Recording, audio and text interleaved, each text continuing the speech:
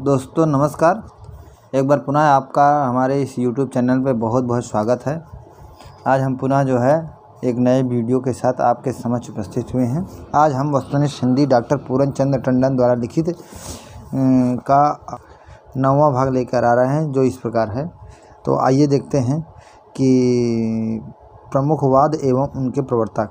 ब्रह्मवाद T.A.. Hume, कैप्सूलवाद Omkarnath Tripathi, मांसलवाद Rameshwar शुक्ल अंचल, छायावाद जयशंकर प्रसाद, स्वच्छंदतावाद श्रीधर पाठक, रीतकाल केशवदास शुक्ल चिंतामणि को मानते हैं, हलावाद हरिवंश राय बच्चन, प्रपद्यवाद या नाकेनवाद नलिन विलोचन शर्मा, केसरी कुमार नरेश मेहता, प्रयोगवाद अज्ञेय, अस्तित्ववाद सारेन कीरकेगार्ड, अस्तित्ववाद सारेन कीरकेगार्ड, मनुविशेषणवाद फ्रायड, मार्क्सवाद कार्ल मार्क्स, प्रतीकवाद जीन मोरियस, अभिव्यंजनावाद बेनेडिक्टो क्रोचे, अलंकारवाद मम्मट, ध्वनिवाद आनंदवर्धन, वक्रोक्ति कुंतक, रीति वामन, औचित्य क्षेमेंद्र। विश्व हिंदी सम्मेलन प्रथम जनवरी 1975 नागपुर, 2 अगस्त 1976 मॉरीशस, 3 अक्टूबर 1983 दिल्ली, 4 दिसंबर 1993 मॉरीशस, 5 अप्रैल 1996 त्रिनिदाद, 6 सितंबर 1999 लंदन, 7वां 2003 सूरीनाम। पुरस्कार साहित्य अकादमी पुरस्कार है हिम तरंगिणी माखनलाल चतुर्वेदी 1955, पद्मावत संजीवनी व्याख्या वासुदेव शरण अग्रवाल 1956, बुद्ध धर्म दर्शन आचार्य नारायणदेव 1957, बुद्ध धर्म दर्शन आचार्य नरेंद्रदेव 1957, मध्य एशिया का इतिहास राहुल संकृत्यायन 1958, संस्कृत के 4 अध्याय दिनकर 1959, काला और बूढ़ा चांद पंत 1960, भूले बिसरे चित्र उपन्यास भगवती चरण वर्मा 1961, कमल का सिपाही अमृत राय 1963, आंगन के पार द्वार काव्य अज्ञेय 1964, रस सिद्धांत समीक्षा डॉक्टर नगेंद्र 1964, मुक्तिबोध उपन्यास जैनेन्द्र 1966, अमृत और विष उपन्यास अमृतलाल नागर 1967, 2 चट्टाने काव्य हरिवंश राय बच्चन 1986, राग दरबारी उपन्यास श्रीलाल शुक्ल 1969, निराला की साहित्य साधना रामविलास शर्मा 1970, कविता के नए प्रतिभान डॉक्टर नामवर सिंह 1970 ईस्वी, बुनी हुई रस्सी काव्य भवानी प्रसाद मिश्र 1972, आलोक पर्व निबंध हजरत प्रसाद द्विवेदी 1973, मिट्टी की बारात काव्य शिवमंगल सिंह सुमन 1974, तमस उपन्यास भीष्मसाहिनी 1975, तेरी मेरी उसकी बात उपन्यास यशपाल 1976, चुका भी नहीं हूँ मैं काव्य शमशेर 1977, उतना बस सूरज हूँ काव्य भारत भूषण अग्रवाल 1978, कल सुनना मुझे काव्य धूमिल 1979, जिंदगी नामा जिंदा रूख उपन्यास कृष्णा सोबती 1980, ताप के तापे हुए दिन काव्य त्रिलोचन 1981, विकलांग श्रद्धा कौदौर व्यंग हरिशंकर प्रसाई 1982, खूंटियों पर टंगे लोग सर्वस्थल दया सक्सेना 1983, लोग भूल गए काव्य रघुवीर सहाय 1984, कौवे और काला पानी काव्य निर्मल वर्मा 1985, अपूर्व काव्य केदारनाथ अग्रवाल 1986, मगध काव्य श्रीकांत वर्मा 1986, अरड़ काव्य नरेश मेहता 1988, अकाल में सारस केदारनाथ सिंह 1989, नीला चांद उपन्यास शिवप्रसाद सिंह 1990, मैं वक्त के हूँ सामने काव्य गिरिजा कुमार माथुर 1991, ढाई घर उपन्यास गिरिराज किशोर 1992, अर्धनारीश्वर उपन्यास विष्णु प्रभाकर 1993, कहीं नहीं वहीं काव्य अशोक वाजपेयी 1994, कोई दूसरा नहीं काव्य कुंवर नारायण 1955 ईस्वी, मुझे चांद चाहिए उपन्यास सुरेंद्र वर्मा 1996, अनुभव के आकाश में चांद काव्य लीलाधर जगोड़ी 1997, नए इलाके में कविता अरुण कंवल 1998, दीवार में एक खिड़की रहती थी उपन्यास विनोद कुमार शुक्ल 1999, हम जो देखते हैं कविता है मंगलेश डबराल 2000 ईस्वी, कलिकथा वाया बाईपास अलका सरावगी 2001 ईस्वी, ज्ञानपीठ पुरस्कार ज्ञानपीठ पुरस्कार है तो चिदम्बरा काव्य पंत 1968, उर्वशी प्रबंध काव्य दिनकर 1972, कितनी नावों में कितनी बार अज्ञेय 1978, यामा काव्य है महादेवी वर्मा 1982 ईस्वी, संपूर्ण साहित्य नरेश मेहता 1992 ईस्वी। ठीक। व्यास सम्मान भारत के भाषा परिवार और हिंदी रामविलास शर्मा 1991, नीला चांद उपन्यास शिवप्रसाद सिंह 1992, मैं वक्त के हूँ सामने काव्य गिरिजा कुमार माथुर 1993, सपना अभी भी काव्य धर्मवीर भारती 1994, आत्मजयी काव्य कुंवर नारायण 1995, हिंदी साहित्य और संवेदना का विकास राम स्वरूप चतुर्वेदी 1996, साहित्य का इतिहास था। उत्तर कबीर तथा अन्य कविताएं केदारनाथ सिंह 1997, उत्तर कबीर तथा अन्य कविताएं केदारनाथ सिंह 1997, 5 आंगनों वाला घर उपन्यास गोविंद मिश्र 1998, विश्रामपुर का संत उपन्यास श्रीलाल शुक्ल 1999, पहला गिरमिटिया गिरिराज किशोर 2000 ईस्वी, सरस्वती सम्मान आत्मकथा हिंदी 4 खंडों में हरिवंश राय बच्चन 1991, श्री राधा उड़िया कविता है रमाकांत रथ 1992, कन्यादान मराठी विजय तेंदुलकर 1993, रुख से ऋषि पंजाबी कविता है हरभजन सिंह 1994, नैवेद्य मलयालम कविता है श्रीमती बालमणि अम्मा 1995, शेर ए शोर अंग्रेज उर्दू आलोचना है तो शमसुर रहमान फारूकी 1996, कुरुक्षेत्र गुजराती उपन्यास है मन्नू भाई पंचोली दर्शक 1997, गंधर्व कविता गुच्छ बंगला कविता है प्रोफेसर शंख घोष 1998, अनुवाद के क्षेत्र में भारतीय अनुवाद परिषद द्वारा अब तक दिए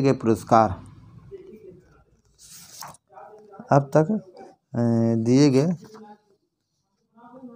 पुरस्कार अनुवाद कला सिद्धांत और प्रयोग प्रोफेसर कैलाश चंद्र भाटिया 1986। आगे देखते हैं, आगे है प्रमुख पंक्तियां देख लेते हैं। तो प्रमुख पंक्तियां है मौसम कौन कुटिल खलकामी सूरदास, माधव हम परिणाम निराशा विद्यापति, भरोसो दृढ़ इन चरणन केरो सूरदास, खुल गए छंद के बंध पंथ, धुनि ग्रामे उत्पन्नो दादू योगेंद्र महामुनि रज्जब, प्रभु जी तुम चंदन हम पानी रैदास, देखो मुख भावे अनदेखई कमल चंद, ताते मुख मुरझे कमलो न चंद री। केशवदास केशव कहीं न जाय का कहिए तुलसीदास, पुष्टि मार का जहाज जात है सो जाको, कुछ लेन है सो लेव विट्ठलनाथ, यदि प्रबंध काम विस्तृत वनस्थली है तो मुक्तक चुना हुआ गुलदस्ता।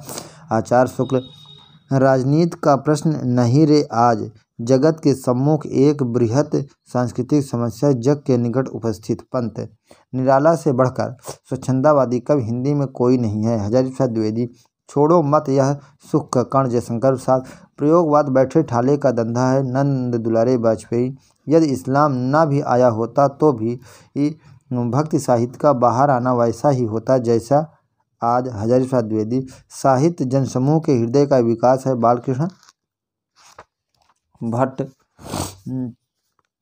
भारतवर्ष का लोकनायक वही हो सकता है जो समन्वय करने का अपार धैर्य लेकर आया हो, हजारी प्रसाद द्विवेदी, मैं मजदूर हूँ, मजदूरी किए बिना मुझे भोजन करने का अधिकार नहीं, प्रेमचंद्र, सूर्य अपनी आंखों से वात्सल्य का कोना कोना झांक आए हैं, रामचंद्र शुक्ल, उत्तर अवभ्रंश की पुरानी हिंदी चंद्र शर्मा गुलेरी, यह प्रेम कुपंथ कराल महा तलवार की धार पे धावन है बोधा, हरि हूँ राजनीति पढ़ आए सूरदास, इन मुसलमान जनन पर कोटिक हिंदू वारिये भारतेंदु, तुलसी का सारा काव्य समन्वय की विराट चेष्टा है, हजारी प्रसाद द्विवेदी, काव्य आत्मा की संरचनात्मक अनुभूति है, जयशंकर प्रसाद, सखा श्री कृष्ण के गुलाम राधा रानी के भारतेंदु, एक नर ने अचरज किया, सांप मार पिंजरे में दिया खुसरो। देसिल बहना सब जन मिठा, तय तैसन जपो हट्टा विद्यापति। जहि मन पवन न संचरई, रवि सस नहीं पवेश इस सरहपा। अवधु रहिया हाटे बाटे, रूप बिरच की छाया। और तजीबा काम क्रोध लोभ मोह, संसार की माया। गोरखनाथ भला हुआ जो मारिया, वाहिण मारव कंतु। लज्जिज तू बयसिस जग जय भागा, मग्गा घर अंतु। हेमचंद्र पुस्तक जल्लड़ हाथ दे, चल गज्जन निपकाज चंद्रवरदाई। मनोह कला ससभान कलह, 1600 बन्नी चंद्रवरदाई। 1200 कुकर जीवे, 12 बरस लो कुकर जिए। और 13 लो जिए सियार, बरिस 18 छत्ती जिए। आगे जीवन को धिक्कार जगनी, गोरख जगायो जोग भगति भगायो लोग। तुलसीदास कवितावली में। झिलमिल झगड़ा झूलते, बाकी रही न काहू। गोरख अटके कालपुर, कौन कहावे साहू। कबीरदास दशरथ सुत तिहुलोक बखाना, राम नाम मरम है आना। कबीर अजगर करे न चाकरी, पंछी करे न काम। मलुकदास विक्रम धसा प्रेम का वारा, सपनावती कह गयो पतारा। मंझन मधुमालती से कब घर में बैठे रहे, नहीन हाट बाजार। मधुमालती मृगावती, पोथी दो उचार। बनारसीदास जैन बालचंद बिजवई भाषा, नहीं दुह नहीं लग गई दुज्जन हासा। विद्यापति यह सिर नवे न राम को, नाहिन गिरियो टूट। आन देव नहीं पर सिए, यह तन जायो छूट। चरणदास मुझको क्या तू ढूंढे बंदे, मैं तो तेरे पास में। कबीर रुक्मणी पुन वैसे मरी गई, कुलवंती सत सो सती भई। कुतुबन बलन दीप देखा अंग्रेजा, तहाँ जाय जहीं कठिन करेजा। उस्मान चित्रावली से जगत है जानत है वह सृजनहारा, जो किछु है मन मरम हमारा। हिंदू मग पे पाव न राख्यो, का जो बहुतै हिंदी भाख्यो। नूर मोहम्मद सुरती नरती नागती, सब चाहत अस होय। गोद लिए हुलसी पिरे, तुलसी से सुत होय। रहीम है ना। मोह मन गिरधर छवि पे अटक्यो, और ललित त्रिभंग चाल पे चल के चिबुक चारु गढ़ ठठक्यो। कृष्णदास कहा कहो बैकुंठा जाय, जहाँ नहीं नंद जहाँ न जसोदा, नहीं जहाँ गोपी ग्वाल न गाय। परमानंदास संतन को कहाँ सीकरी सो काम, आवाज जात पनहिया टूटी, बिसर गयो हरिनाम। कुंभनदास जाके प्रिय न राम बदेही, सो नर तजी कोट वैरी सम, यद्यपि परम स्नेही। तुलसीदास विनय पत्रिका से बसो मेरे नैनन में नंदलाल, मोहन मूरत सांवर सूरत, नैना बने रसाल। मीराबाई यद्यपि सुजत सुलक्षणी, सुवरन सरस सुवृत, भूषण बिनु न विराजई, कविता बनिता मित्त। केशवदास लोटा तुलसीदास को, लाख टका को मोल होल राय। आखिन मुंदबे के मिस आनी, अचानक पीठ उरोज लगावे। मतिराम कुंदन को रंग फीको लगे, मतिराम कविता उत्तम काव्य है। मध्य लक्षणा लीन, अधम व्यंजना रस विरस, उल्टी कहत नवीन। देव अमी हलाहल मत भरे, श्वेत श्याम रत्नार, जियत मरत झुकझुक परत, जिह चितवत एक बार रस लीन। भले बुरे सम जो लो बोलत नाहि, भले बुरे सम जो लो बोलत नाहि, जान परत है काक बिक ऋतु बसंत की माहि। वृंद नेक्स्ट है कनक छुरी सी कामनी, काहे को कटछीन आलम। नेही महाब्रज भाषा प्रवीण, और सुंदर तान्य की भेद को जाने ब्रजनाथ। अति सुधो स्नेह को मार्ग है, जहाँ नेक सयानप बाँक नहीं। घनानंद एक सुभान के आनन पे कुर्बान, जहाँ लगे रूप जहाँ को बोधा। आलम निवाज सिर ताज पात साहन के, और गाज के दराज को नजर तिहारी है। चंद्रशेखर 8 मास बीते जजबान, अब तो करो दक्षिणा दान। प्रताप नारायण मिश्र कल कुटिल जीव निस्तार, हित बाल्मीकि तुलसी भयो। नाभादास जी है ना। सखी शब्दी दोहरा, कहीं कहीं उपखान, और भगत निरूपहि निंदहि वेद पुराण। तुलसीदास मात पिता जग जाई, तजो विधियु न लिखो कुछ भाल भलाई। तुलसीदास निर्गुण ब्रह्म को कियो समाधु, तब ही चले कबीरा साधु दादू। अपना मस्तक काट के वीर हुआ कबीर दादू। सब मम प्रिय सब मम उपजाए, सबतै अधिक मनुज मोहि भाए तुलसी। सो जागी जाके मन में मुद्रा, रात दिवस न करई निद्रा कबीर। पढ़ी कमाए कीन्हो कहाँ, रहे देश कलेश, जैसे कंता घर रहे तैसे रहे विदेश। प्रताप नारायण मिश्र। पराधीन सपने सुख नाही तुलसी। मैं हिंदुस्तान की तूती हूँ। अगर तुम वास्तव में मुझसे कुछ पूछना चाहते हो तो हिंदवी में पूछो। अमीर खुसरो। काहे रे नालिनी तू को मिलानी, तेरे ही नाल सरोवर पानी कबीर। मैं मरूंगा सुखी, मैंने जीवन की धज्जियाँ उड़ाई हैं आगे। काव्य की रीत सीख सुखविन सो, देखी सुनी बहुलोक की बातें। भिखारी दास। नाटक के तत्व एवं भेद। भारतीय काव्यशास्त्र में नाटक के 3 तत्व माने गए हैं: वस्तु, कथानक, नेता अर्थात पात्र, चरित्र, चित्रण, रस आदि, है ना। पश्चात काव्यशास्त्र में नाटक के 6 तत्व माने गए हैं: वस्तु, पात्र यानी चित्रण, कथोपकथन, देशकाल, उपदेश, शैली आदि। वस्तु, कथानक के भेद। भारतीय आचार्यों ने नाटक को अधिकारी, नेता, अभिनय, नाट्य प्रयोग, संवाद तथा लोकवृत्त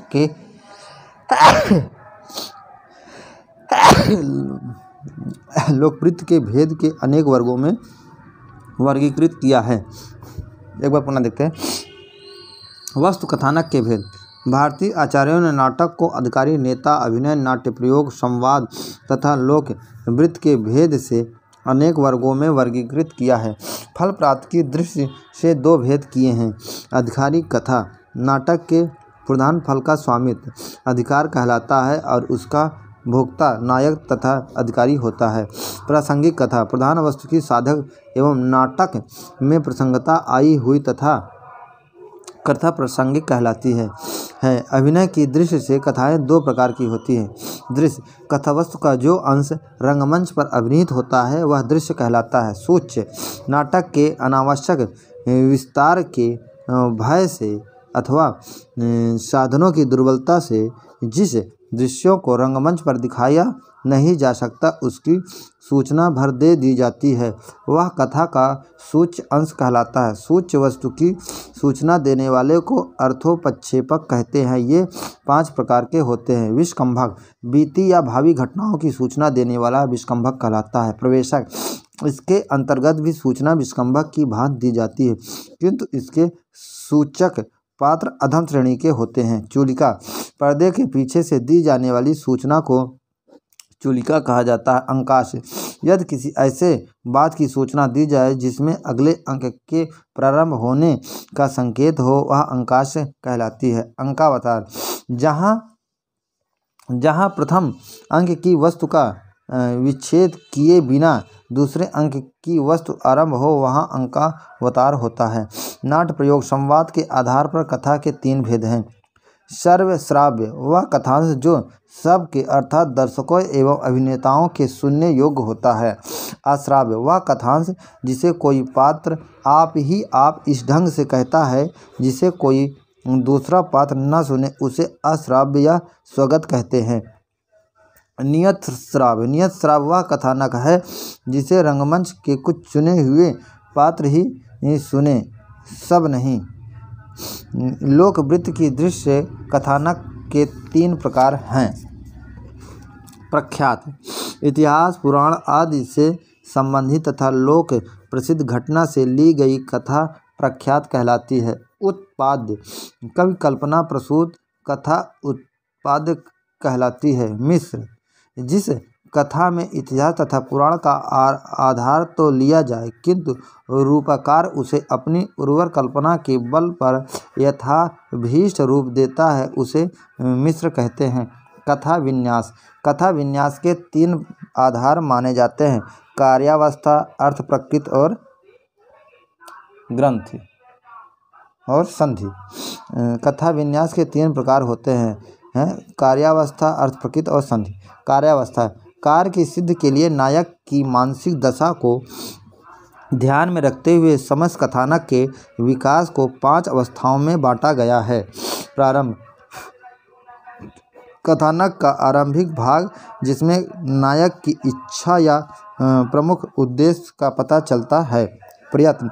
इसमें नायक के उद्देश्य में बाधक विघ्नों एवं उनके समाहार के निमित्त किए गए प्रयत्नों का चित्रण होता है।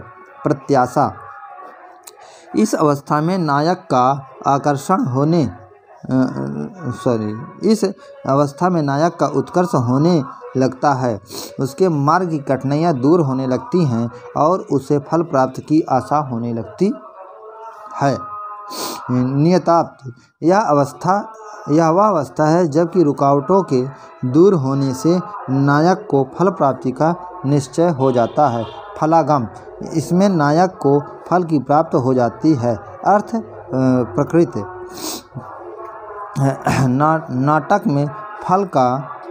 नाटक में फल रूप प्रयोजन की सिद्धि के लिए मिलकर व्यापार करने वाली अनेक वातावरण घटनाएं अर्थ प्रकृति कहलाती हैं।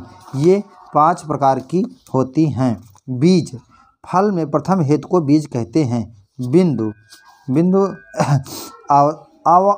अवान्तर कथा के विच्छिन्न होने पर जो घटना उसे प्रधान कथा के साथ जोड़ने वाली होती है उसे बिंदु कहते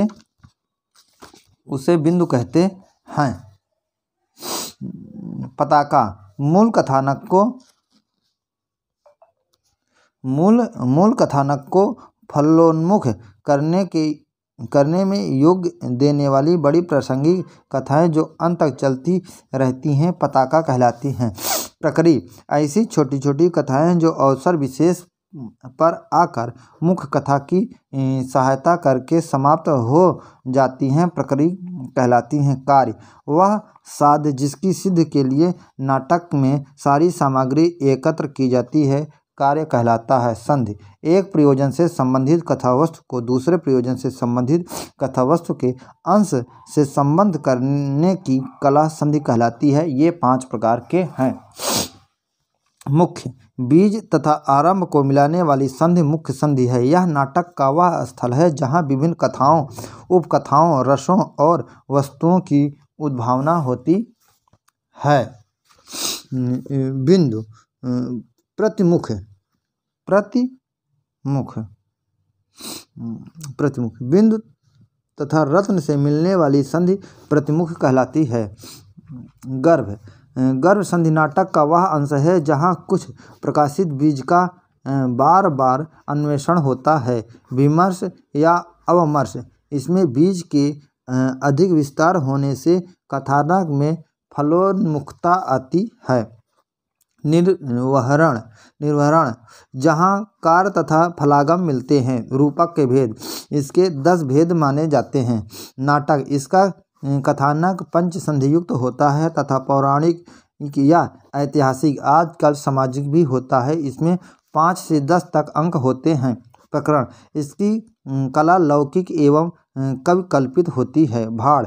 इसमें 1 अंक होता है। कथा धूर्तों के चरित्र से युक्त होती है। श्रृंगार रस की प्रधानता होती है। प्रहसन। इसमें 1 अंक में कल्पित कथा वस्तु का प्रतिपादन किया जाता है। हास्य रस की प्रधानता होती है। डिम। इसमें 4 अंक होते हैं। कथा माया इंद्रजाल आदि से संबंधित होती है। रौद्र रस का परिपाक होता है। व्यायोग। इसमें 1 अंक में ही इतिहास प्रसिद्ध कथावस्तु का निर्वाह किया जाता है। समवयकार। इसमें दैव दैत्य संबंधी पौराणिक कथानक का 3 अंकों में प्रतिपादन किया जाता है। वीथी। इसमें 1 अंक होता है। नायक श्रृंगार प्रिय होता है और श्रृंगार रस की प्रधानता होती है। 9वां अंक। 1 ही अंक में खेल दिखाना, नायक गुड़ी और आख्यान प्रसिद्ध हो। 10वां इहा मृग। इसमें 4 अंक होते हैं। इसमें कथावस्तु मिश्रित, कुछ ऐतिहासिक और कुछ कल्पित होती है। भाषा विज्ञान एवं हिंदी भाषा विज्ञान एवं हिंदी भाषा। तो अपभ्रंश। भाषा विज्ञान हिंदी भाषा। अपभ्रंश। आधुनिक भाषाएं उपभाषा। सौरसेनी, लहंदा, कैकेयी, पंजाबी, ब्राह्मण, सिंधी, महाराष्ट्री, मराठी, मागधी, बिहारी, बंगाली, उड़िया, असमिया। अर्धमगधी, पूर्वी हिंदी। हिंदी भाषा की बोलियाँ। हिंदी भाषा का उद्भव अपभ्रंश के सौरसेनी मागधी तथा अर्धमागधी रूपों से हुआ है, जिसका विवरण इस प्रकार है। अपभ्रंश शौरसेनी। उपभाषाएं पश्चिमी हिंदी। बोलियां हैं तो कौरवी, खड़ी बोली, पंजाबी, हरियाणवी, बुंदेली और कन्नौजी। अर्धमागधी पूर्वी हिंदी। पूर्वी हिंदी में आती है तो अवधी, बघेली, छत्तीसगढ़ी। शौरसेनी राजस्थानी। राजस्थानी में आती है पश्चिमी राजस्थानी, भाखड़ी, पूर्वी राजस्थानी, जयपुरी, उत्तरी राजस्थानी, मेवाती, दक्षिणी राजस्थानी, मालवी।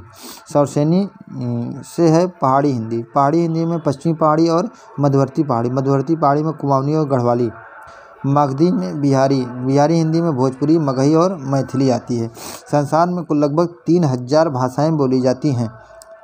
हिंदी भाषा भरोपी परिवार के अंतर्गत आती है। प्रमुख बोलियों के प्रयोग क्षेत्र। खड़ी बोली, कौरवी बोली दिल्ली, मेरठ के आसपास बोली जाती है।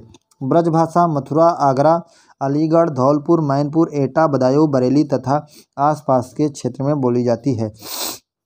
हरियाणवी हरियाणा, पंजाब का कुछ भाग व दिल्ली का कुछ भाग। अवधी लखनऊ, इलाहाबाद, फतेहपुर, गोंडा, बस्ती, बहराइच, सुल्तानपुर, प्रतापगढ़, बाराबंकी आदि। छत्तीसगढ़ी सरगुजा, कोरिया, बिलासपुर, रायगढ़, खैरागढ़, रायपुर, दुर्ग, नंदगांव, कांकेर आदि। राजस्थानी गुड़गांव, अलवर, भरतपुर, जयपुर, बूंदी, कोटा, भोपाल, इंदौर, खानदेश, बरार, उदयपुर, जैसलमेर, पूर्वी सिंध, जोधपुर, बीकानेर आदि। भोजपुरी बस्ती का कुछ भाग। गोरखपुर, देवरिया, छपरा, सीवान, गोपालगंज, गाजीपुर, बलिया, भोजपुर, पलामू तथा रांची। मैथिली चंपारण, मुजफ्फरपुर, मुंगेर, दरभंगा और पूर्णिया। हिंदी ध्वनियाँ हैं तो स्वर। स्वर उन ध्वनियों को कहते हैं जिसके उच्चारण में मुंह में वायु मार्ग में किसी भी प्रकार की पूर्ण या अपूर्ण रुकावट नहीं होती है। परंपरागत रूप में इनकी संख्या 13 मानी जाती है। अ, आ, इ, उ, ऊ, री, ए, ऐ, ओ, औ, अन, अहा। उच्चारण की दृष्टि से इनमें केवल 10 ही स्वर हैं। अ, आ, इ, उ, ऊ, ए, ऐ, ओ, औ। हिंदी स्वरों का वर्गीकरण। मात्रा के आधार पर स्वर 2 प्रकार के होते हैं। का स्वर, क हर्ष, ख दीर्घ स्वर जिनके उच्चारण में कम समय लगता है उन्हें आ, इ, उ हर्ष स्वर कहते हैं। दीर्घ जिनके उच्चारण में अपेक्षाकृत अधिक समय लगे वे दीर्घ स्वर हैं, जिनमें बड़ा आ, बड़ी ई, ऊ, बड़ा ऊ, ए, ऐ, ओ, औ दीर्घ स्वर हैं। जीवा के आधार पर कुछ स्वरों के उच्चारण में जीभ का अग्र भाग काम करता है और कुछ में मध्य भाग, कुछ में पश्च भाग। इसी आधार पर स्वर 3 प्रकार के होते हैं। अग्र स्वर इ, ए, ऐ। मध्य स्वर्ग आ। पश्च स्वर्ग अ। पश्च स्वर्ग उ, ओ, आ। हवा के नाक व मुंह से निकलने के आधार पर जिन स्वरों के उच्चारण में हवा केवल मुंह से निकलती है उन्हें मौखिक या निरानुनासिक स्वर कहते हैं। आ, इ। जिन स्वरों के उच्चारण में हवा नाक से भी निकलती है उन्हें निरानुनासिक व्यंजन कहते हैं। आ, इ आदि। होंठों की स्थिति के आधार पर कुछ स्वरों के उच्चारण में होष्ठ वृत्तमुखी या गोलाकार होते हैं। इस आधार पर स्वर के 2 भेद होते हैं। वृत्तमुखी उ, ओ, औ, आ। अवृत्तमुखी आ, इ, ए, ऐ। है ना। जीभ के उठने के आधार पर 4 भेद होते हैं। समवृत्त इ, उ। अर्धविवृत्त ए और ओ। अर्धनिवृत्त ए, आ, औ, आ। निवृत्त आ। व्यंजन स्वर व्यंजन उन ध्वनियों को कहते हैं जिनके उच्चारण में मुख विवर में वायुमार्ग में पूर्णतः या अपूर्ण व्यवधान उपस्थित होता है। परंपरागत रूप में निम्नलिखित व्यंजन माने जाते हैं। क, ख, ग, घ, ङ, च, छ, ज, झ, ट, ठ, ण, त, थ, द, न, प, फ, म, य, र, ल, व, श, ख, स, ह। जिन व्यंजनों का हिंदी व्यंजनों का वर्गीकरण। हिंदी व्यंजनों का वर्गीकरण स्थान के आधार पर जिन स्थान से उच्चारण किया जाता है वह उच्चारण स्थान कहलाता है। होष्ठ दोनों होठों से उच्चारित प, फ, ब, भ, म्ह, म, मह, व। आदि। दंतोष्ठ ऊपर से दांत और नीचे से होंठ से फा और वाह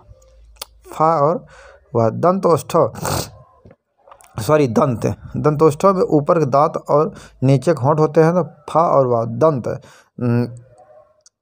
ता था दा धा आदि। वर्ष व्यंजन मसूड़ों के पास से उच्चारित ना रा ला सा और जा। तालब ताल से चा छा जा झा इया। पूर्ण तालव्य मूर्धा तथा ताल की संधि के पास टा ठा डा ढा अड़ा अढ़ा अड़ा अढ़ा। कोमल तालब कोमल ताल अर्थात ताल के सबसे पिछले भाग से का खा गा घा अंगा खा गा जा। जीवा मूली जीव की जड़ से का। स्वर यंत्र मुखी गले के भीतर स्वर यंत्र के मुख से हा। प्रयत्न के आधार पर किसी व्यंजन के उच्चारण में जो यत्न किया जाता है उसे प्रयत्न कहते हैं। स्पर्श जिनके उच्चारण में एक अंग दूसरे का स्पर्श करे का खा गा घ टा ठा डा ढा ता था दा धा पा फा बा भा आदि स्पर्श होते हैं। संघर्षी व्यंजन जिसके उच्चारण में दो अंग एक दूसरे के निकट आ जाएं कि बीच से निकलने वाली हवा संघर्ष या घर्षक करती हुई निकले तो फा वा सा जा शा खा गा हा। स्पर्श संघर्षी व्यंजन है तो चा छा जा झा। नासिक व्यंजन है जिनके उच्चारण में हवा नाक से निकले अंगा या अड़ा ना मा। पार्श्विक है जिनके उच्चारण में जीभ बीच में स्पर्श करे और हवा जीभ की दोनों ओर से निकले ला। उच्छित जिनके उच्चारण में जीभ ऊपर उठकर झटके के साथ नीचे को आए तो डा ढा। प्रकंपित जिनके उच्चारण में कंपन हो रा। अर्धस्वर है ना। संघर्षहीन सप्रवाह जिनके उच्चारण में हवा बिना संघर्ष के निकलती रहे या और वाह। प्राणत्व के आधार पर प्राण का यहाँ अर्थ हवा से है। अल्प प्राण जिन व्यंजनों के उच्चारण में कम हवा निकलती है हर वर्ग का पहला तीसरा पांचवा व्यंजन अल्प प्राण होता है।